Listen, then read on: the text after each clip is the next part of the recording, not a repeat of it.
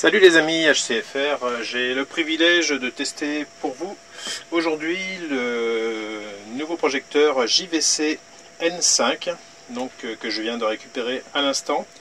Je vais procéder immédiatement au déballage. Ce projecteur est donc un modèle de pré-série, mais qui, d'après les informations que j'ai pu avoir, est un modèle finalisé. Donc, il arrive donc dans un fly case qui est scellé. Je vais couper les scellés pour pouvoir l'ouvrir.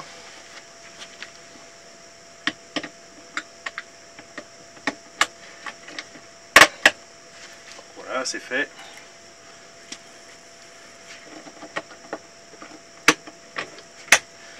Je déverrouille donc. Pour l'instant, je ne sais pas à quoi m'attendre. Je ne sais pas si c'est un modèle, puisque le N5 est proposé soit en blanc, soit en noir.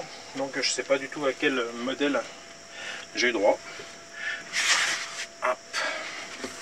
Donc c'est un modèle noir, génial.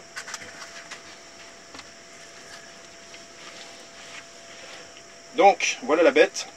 Donc un projecteur que vous avez déjà pu découvrir précédemment dans le test HCFR lors de la présentation du NX9, donc le haut de gamme de la marque JVC. Donc au niveau du gabarit, on a un projecteur qui est quasiment similaire.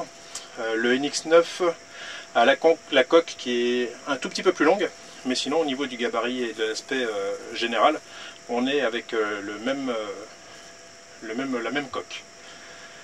Au niveau des connectiques, donc que vous connaissez déjà.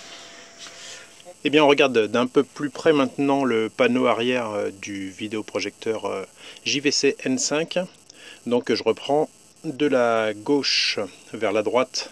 Donc on a le port qui sert donc à connecter le module PKEM2 pour la synchro 3D.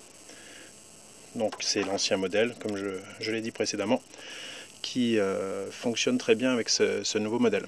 Ensuite, nous avons donc les deux ports HDMI, HDMI 1, HDMI 2, le port RS232, le port USB destiné au service donc pour les mises à jour, le port RJ45 qui sert à la connexion Ethernet et le port Trigger qui servira à la commande de différents appareils comme par exemple un écran électrique. Ici nous avons les commandes principales de fonctionnement du vidéoprojecteur lorsque nous n'avons pas la télécommande. Et ici donc la connexion secteur. On a les deux grilles de ventilation arrière ainsi que la trappe qui permet d'accéder au filtre à poussière.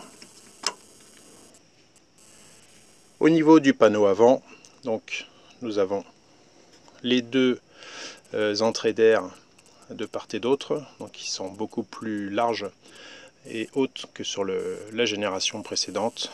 L'optique, donc en 65 mm, qui apparemment était également similaire à la génération précédente. Le capteur infrarouge pour pouvoir gérer les informations de la télécommande. Alors la télécommande donc est différente de celle utilisée dans les précédentes générations, plus compacte. Les touches principales sont bien ici.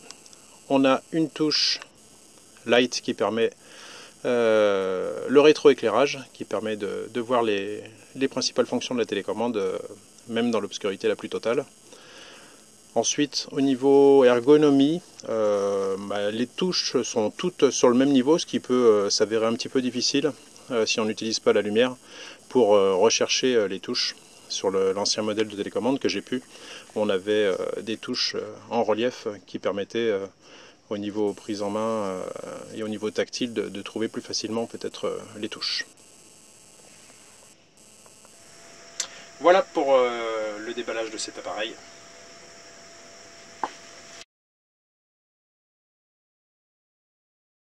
I am not